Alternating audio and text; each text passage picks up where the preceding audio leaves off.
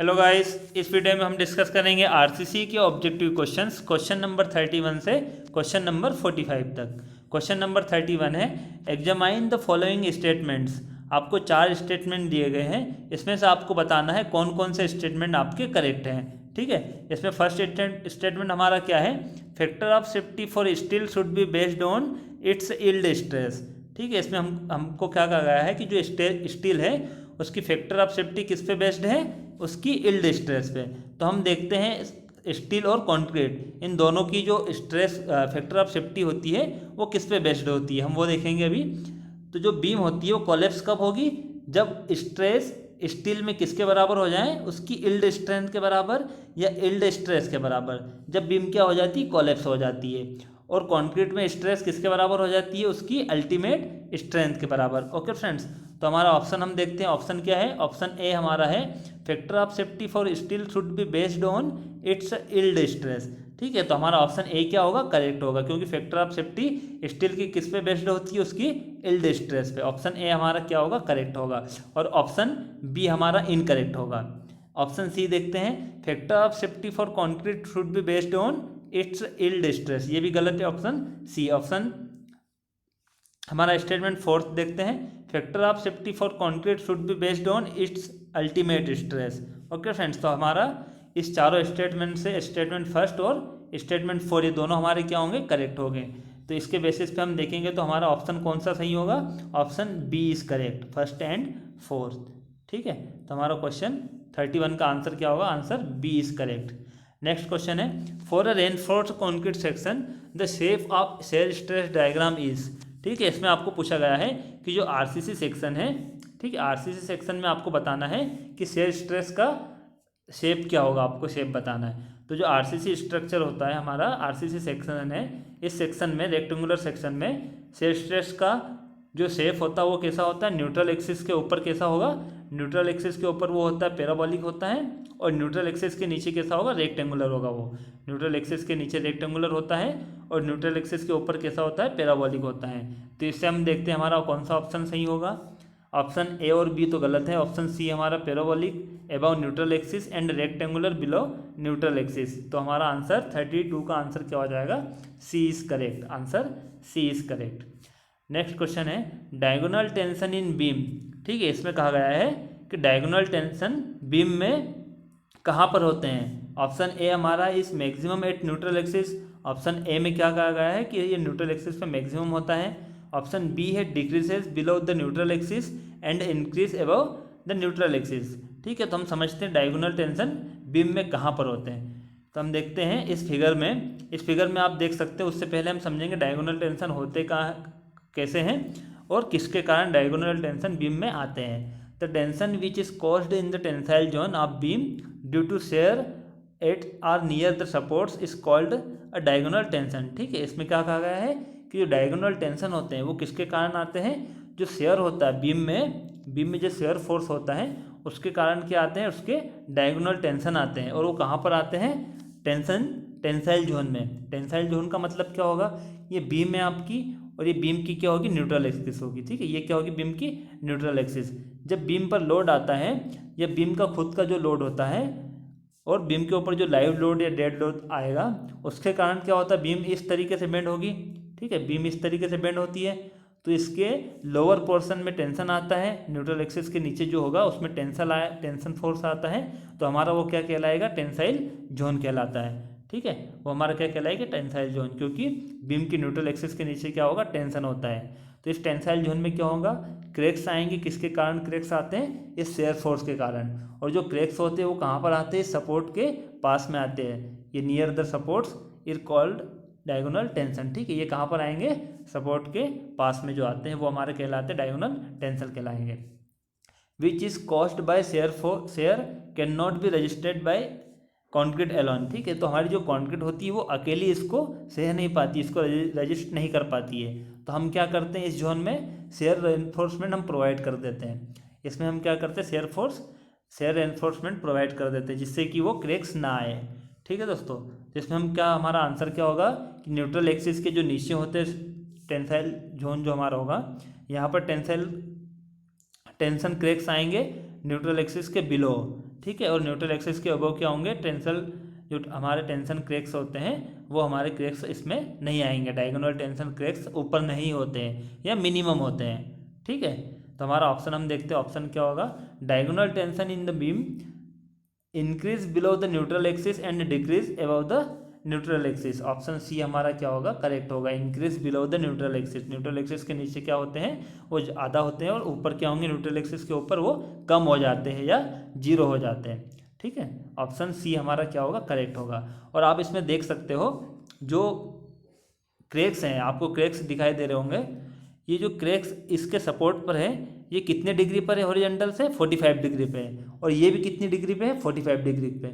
ठीक है, ये दोनों कितने डिग्री पे बन रहे हैं एंगल, जो क्रैक्स है वो कितने एंगल पे है, 45 डिग्री पे है। लेकिन जैसे हम सेंटर पे आते हैं, ठीक है, जैसे जैसे हम सेंटर पे आएंगे वो क्रैक्स क्या होगा, उसका एंगल बढ़ते जाता है, और उसका एंगल सेंटर पे कितना हो जाएगा, हॉरिजॉन्टल से 90 डिग्री हो जाता है। और ये क्रैक्स किसके कारण आते हैं सेंटर में, सेंटर में जो आएंगे वो फ्लेक्चर क्रैक्स होते हैं। वो क्रैक्स कौन से कहलाएंगे, फ्लेक्चरल, क्योंकि ये यहाँ पर बेंडिंग मूवमेंट होता है हमारा, मैक्सिमम बेंडिंग हो जाता है, यहाँ पर बेंडिंग मूवमेंट क्या होता है, मैक्सिमम हो जाता है। आपने देखा होगा इस सिंपली सपोर्ट में बेंडिंग मूवमेंट जो डायग्राम होता है वो इस तरीके से बनता है। ठीक है, बेंडिंग मूवमेंट डायग्राम इस तरीके से बनता है, तो यहाँ पर मैक्सिमम बेंडिंग मूवमेंट होगा, इसलिए यहाँ पर जो क्रैक्स आते हैं वो हमारे क्या कहलाएंगे, फ्लेक्चरल क्रैक्स या बेंडिंग क्रैक्स हो जाते हैं। और जो सपोर्ट पर होते हैं वो क्या होते हैं, डायगोनल टेंशन क्रैक्स। ठीक है, और सपोर्ट और जो मिड पॉइंट है, ठीक है, सपोर्ट और सेंटर, इन दोनों के बीच में जो क्रैक्स होंगे, ठीक है, सेंटर से दूर होंगे वो, और सपोर्ट से भी दूर होंगे, जो यहाँ पर जो है क्रैक्स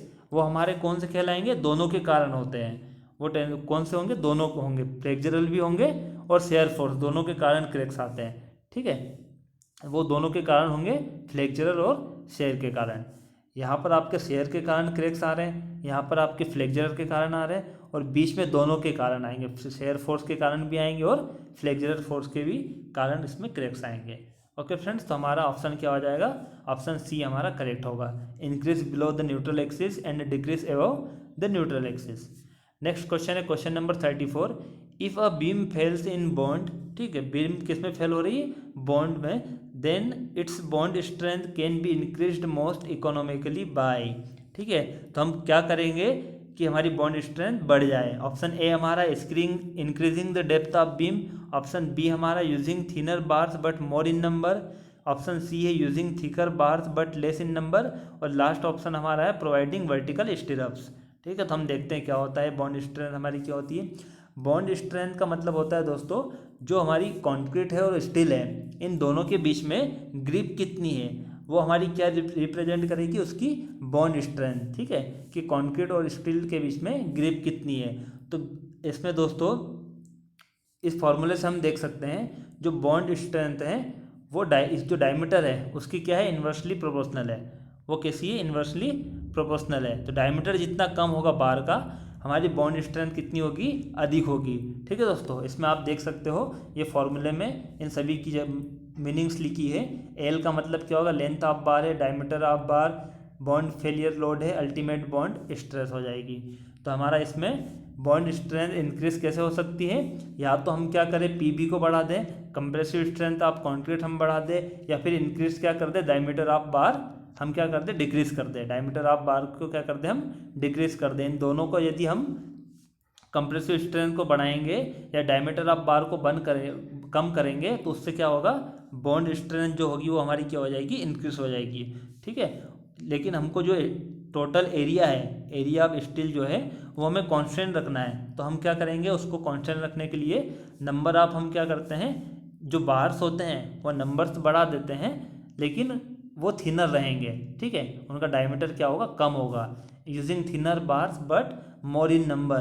तो ऑप्शन हमारा बी क्या हो जाएगा इस केस में, ऑप्शन बी हमारा करेक्ट हो जाएगा। 34 का option B is correct, using thinner bars but more in number. Okay friends, इसमें आप इस तरीके से भी समझ सकते हो कि आपका कंक्रीट एक स्ट्रक्चर है, ठीक है, इसमें यदि आप नंबर ऑफ बार्स बढ़ा दोगे तो इन दोनों के बीच में जो ग्रिपिंग होगी वो क्या हो जाएगी, बढ़ जाएगी। ठीक है, वो क्या होगी, उसकी ग्रिपिंग बढ़ जाएगी। नेक्स्ट क्वेश्चन है question number 35, if nominal shear stress tau v exceed the design shear strength of concrete, the nominal shear reinforcement as per IS 456 1978 shall be provided for carrying a shear stress equal to.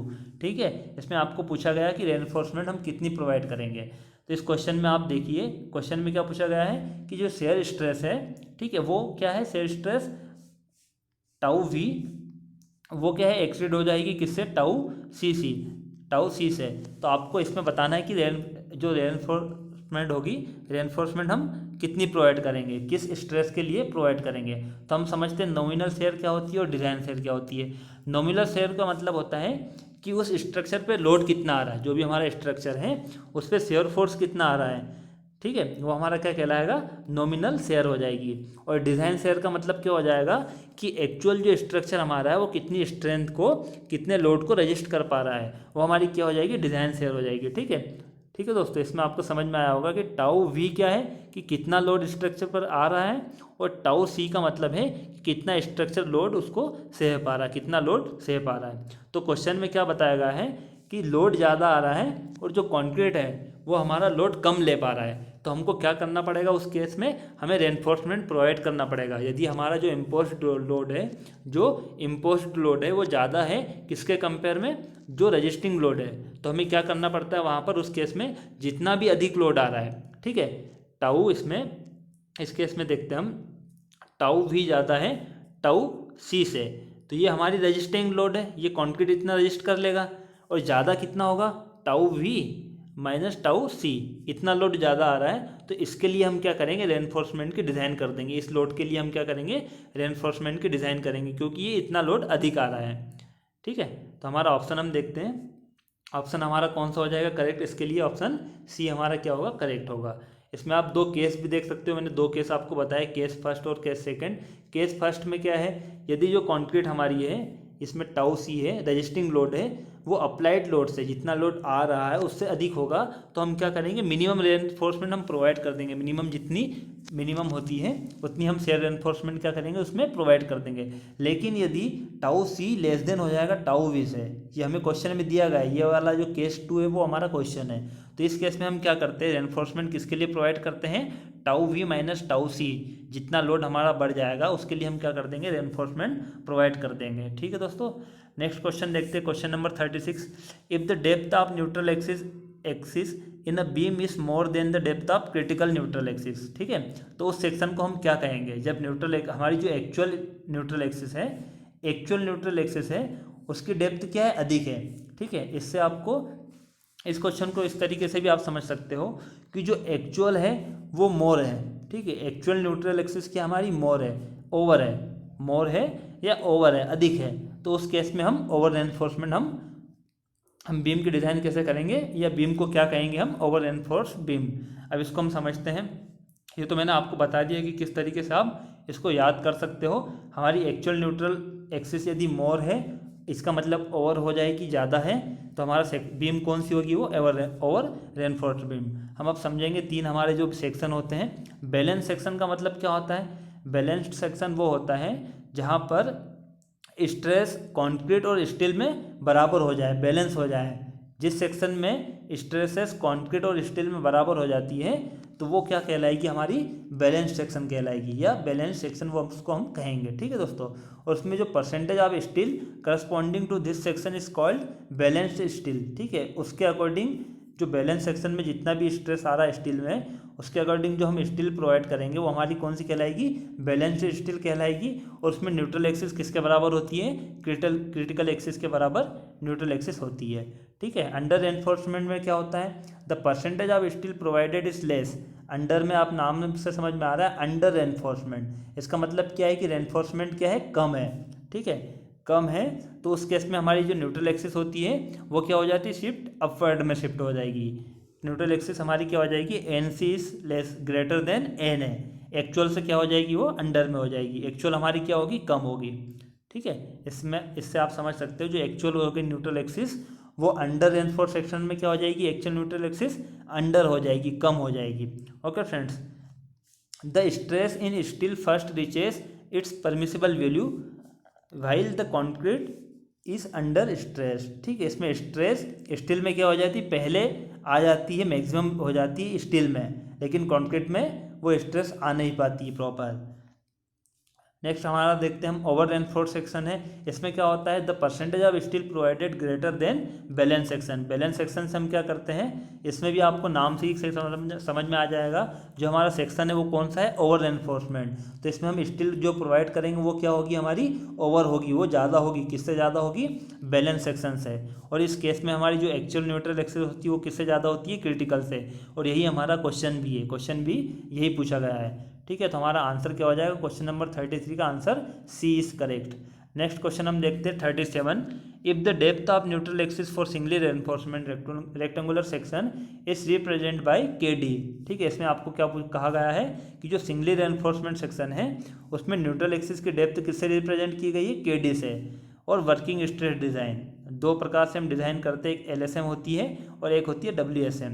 Then the value of K for balance section, आपको पूछा गया है कि इसमें के का मान आपको बताना है, किसके लिए बताना है, बैलेंस सेक्शन के लिए। वो किस पे डिपेंड करेगा, सिग्मा ST पे या सिग्मा CBC पे डिपेंड करेगा, या दोनों पे डिपेंड करेगा, या फिर दोनों पे डिपेंड नहीं करेगा, आपको ये बताना है। यहाँ पर आपको इसकी मीनिंग्स दी गई है। सिग्मा ST का मतलब क्या होगा, permissible stress in steel in tension, and sigma CBC का मतलब होगा परमिसिबल स्ट्रेस इन कॉन्क्रीट इन बेंडिंग कंप्रेशन। ओके फ्रेंड्स, तो इसमें हम देखते हैं कि हमारी जो न्यूट्रल एक्सिस होती है उसका फॉर्मूला क्या होगा बैलेंस सेक्शन के लिए, हम वो देखते हैं।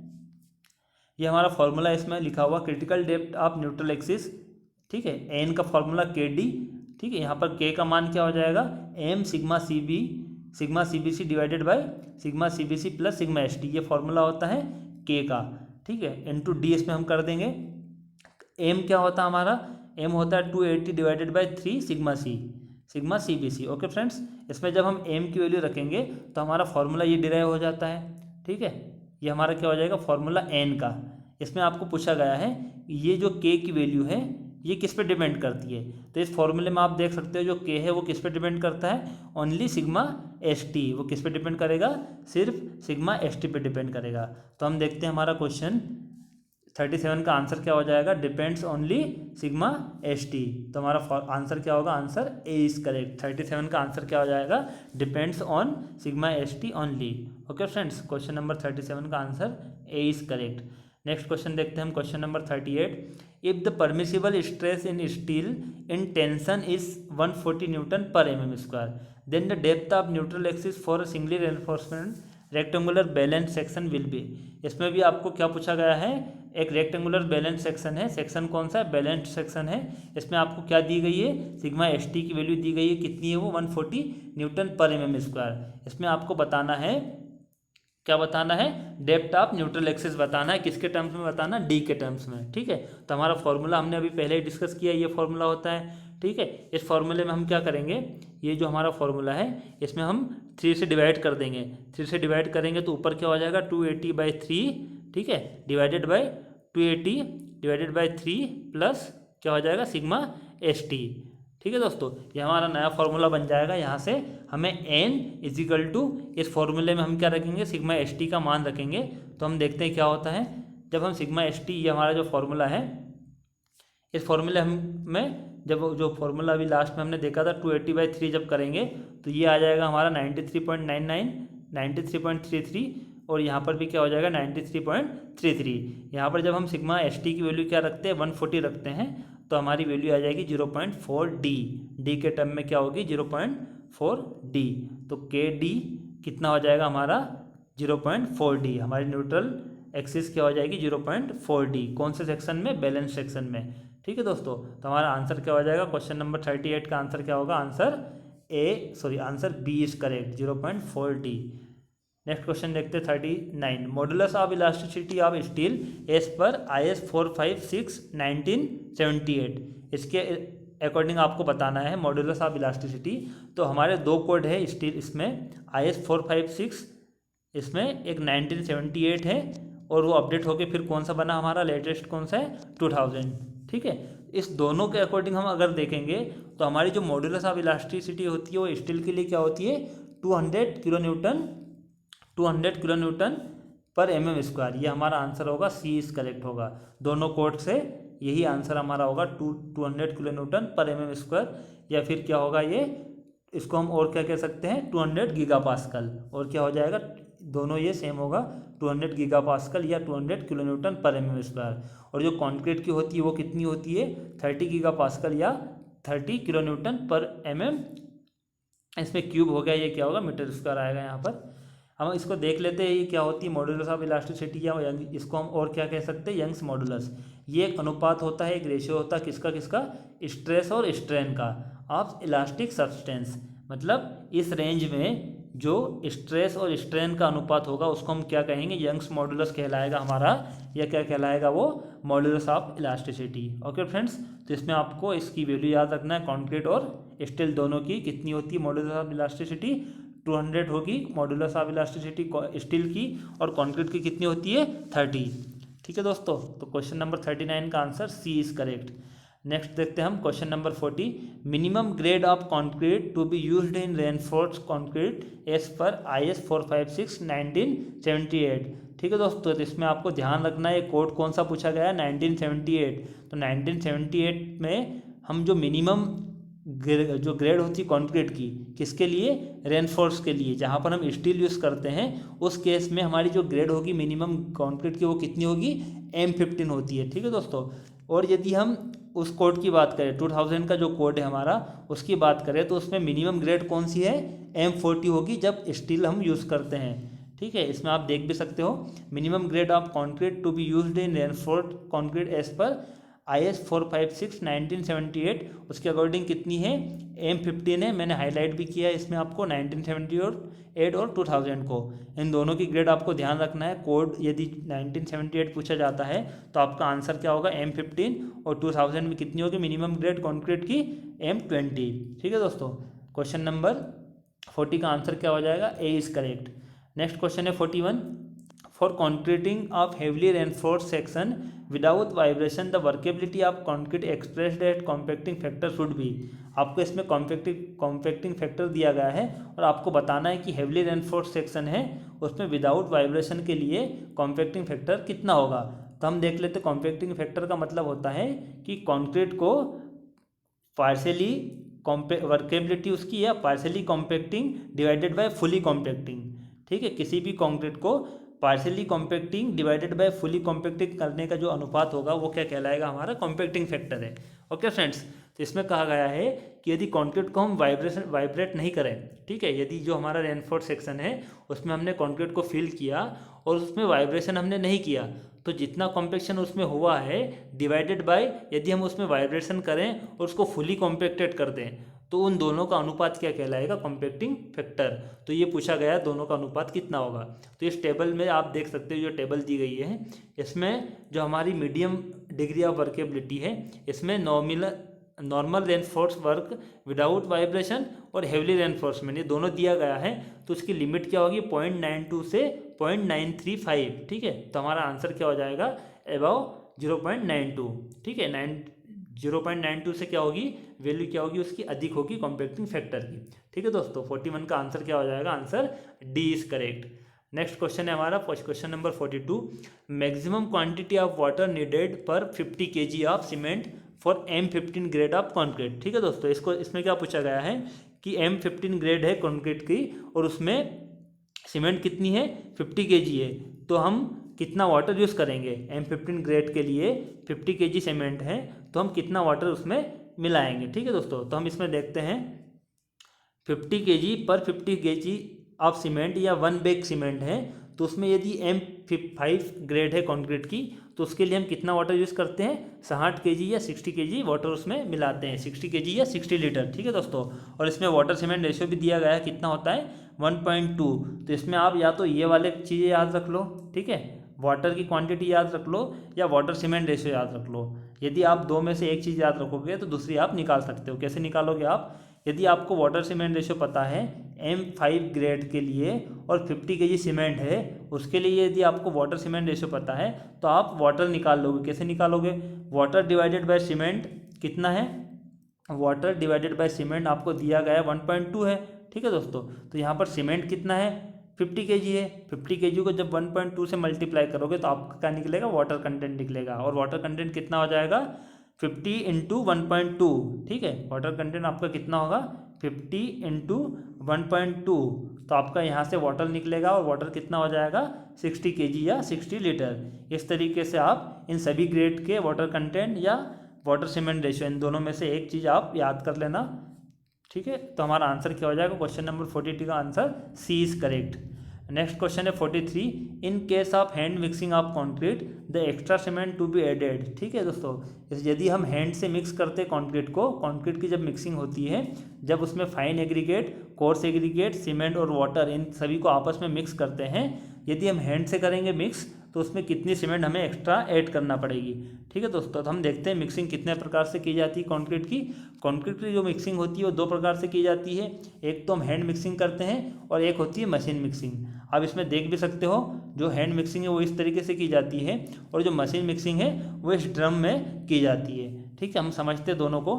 हैंड मिक्सिंग क्या होती है, हैंड मिक्सिंग में हम क्या करते हैं, जो भी मटेरियल होते हैं उसको किसी वाटर टाइट प्लेटफॉर्म पे, जैसे कि या वुड से बना है या ब्रिक से या स्टील से बना है, उस प्लेटफॉर्म पे हम मटेरियल को डाल देते हैं।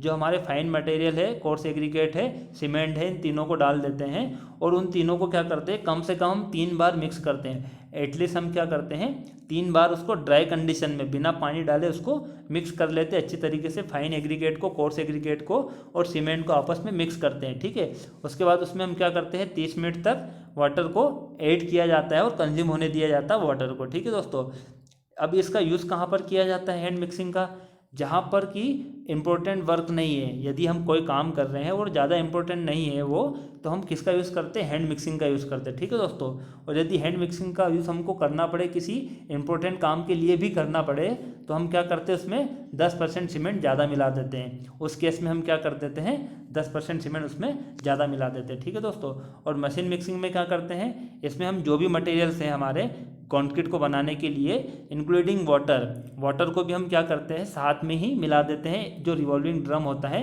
उसमें हम डाल देते हैं फाइन एग्रीगेट को, कोर्स एग्रीगेट को, सीमेंट को और वाटर को। इन सभी को क्या करते हैं कि जो ड्रम होता है, इस ड्रम में हम सभी को डाल देते हैं और ये ड्रम रोटेट होता है उसकी, और आपस में वो सारे पार्टिकल्स जो कॉन्क्रीट बन जाती है और आपस में अच्छे से वो मिक्स हो जाते हैं। इसलिए हम इसमें जो मशीन मिक्सिंग होती है उसमें हम एक्स्ट्रा सीमेंट नहीं मिलाते हैं, और हैंड मिक्सिंग में हम क्या करते हैं, एक्स्ट्रा सीमेंट हम मिलाते हैं। और कितनी मिलाते हैं, 10%।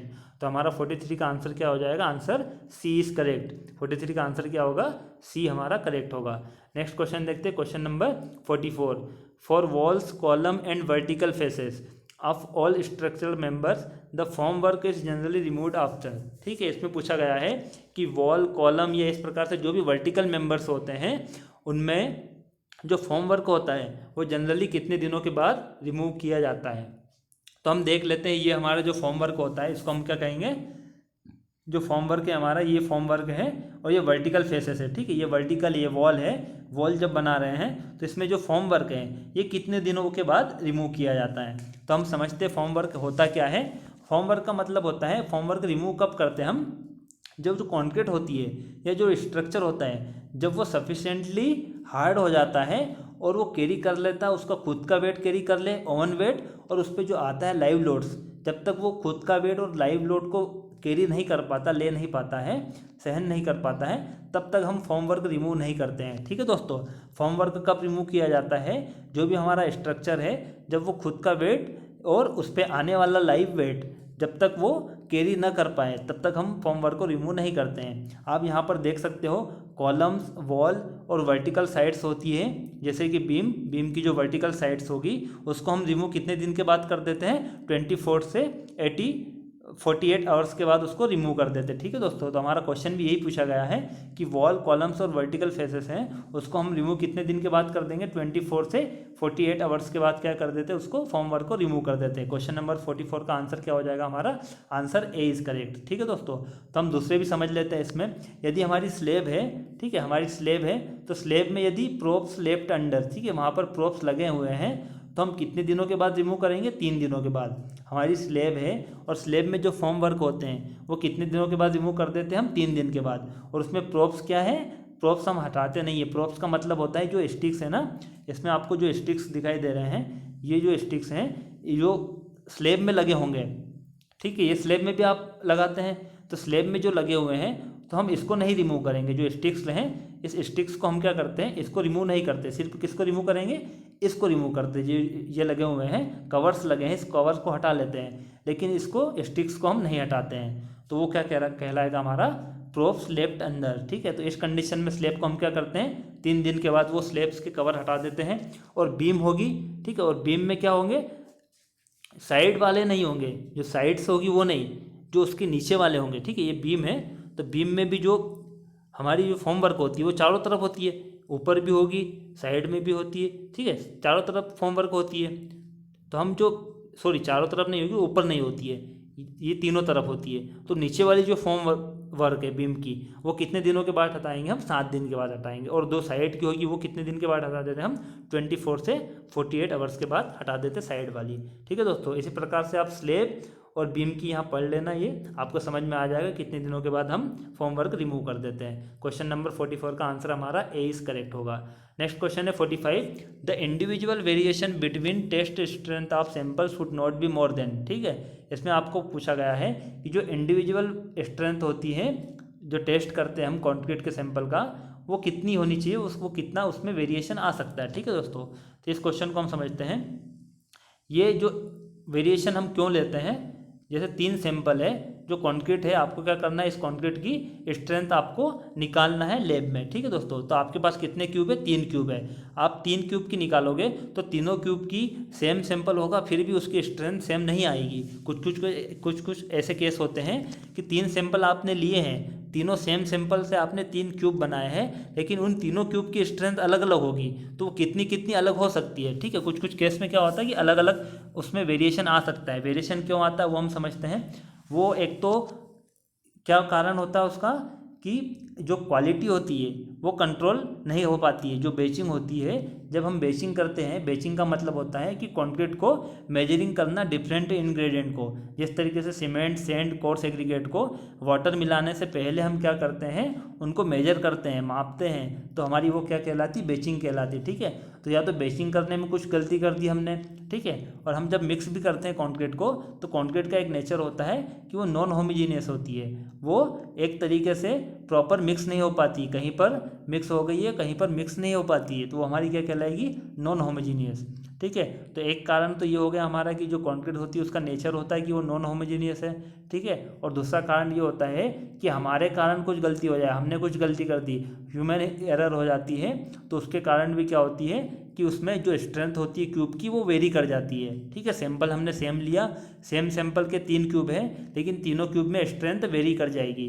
ठीक है, तो आईएस कोड भी कहता है कि वो कितनी वेरी कर सकती है। आईएस कोड 456 क्या कहता है कि जो स्ट्रेंथ होगी वो वेरी कितनी कर सकती है, ±15% वेरी कर सकती है। इतनी वेरी करेगी तो उसको हम कंसिडर कर सकते हैं, लेकिन इससे ज़्यादा अगर वेरी होती है तो हमें टेस्ट को रिपीट करना पड़ेगा। ठीक है दोस्तों, अब इसमें हम समझते 2 कारण हमने देख लिए। सेकंड हमारा क्या था, ह्यूमन एरर, हमारे कारण कल गलती हो जाए, हमने सैंपल लेने में गलती कर दी, हमने यदि क्यूब बनाया तो उसमें हमने कुछ एरर कर दी, या क्यूब में क्यूरिंग करने में या टेस्ट करते समय हमने कुछ गलती की है, तो जो एरर होती है वो कितनी हो सकती है, टोटल ±15%। तो हमारा आंसर क्या हो जाएगा, क्वेश्चन नंबर 45 का answer C is correct. Answer क्या होगा हमारा, सी इज करेक्ट होगा। ठीक है दोस्तों, ये हमने 15 क्वेश्चन डिस्कस किए हैं।